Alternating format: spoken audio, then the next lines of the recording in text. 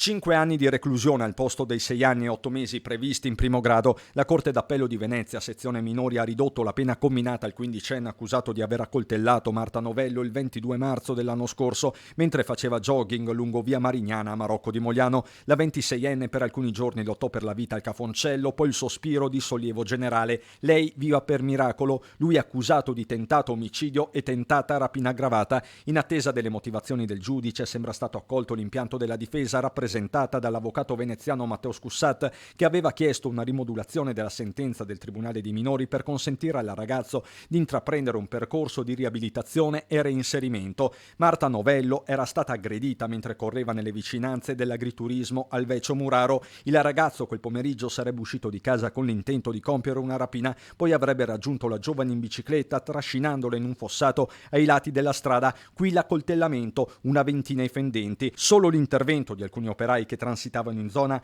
ha impedito il colpo letale, consentendo l'individuazione immediata del ragazzo e il soccorso tempestivo di Marta. Dopo un primo intervento chirurgico ai polmoni lacerati, la 26enne ne ha subito un secondo per recuperare un tendine della mano. Nel corso del processo il quindicenne era stato dichiarato capace di intendere e di volere dallo psichiatra forense, che gli aveva riscontrato soltanto una forte immaturità. Un vizio parziale era stato così riconosciuto in primo grado. Ora la pronuncia dell'appello, a un anno esatto dalla sfiorata tragedia che ha scosso un'intera comunità e che non mancherà neanche stavolta di far discutere.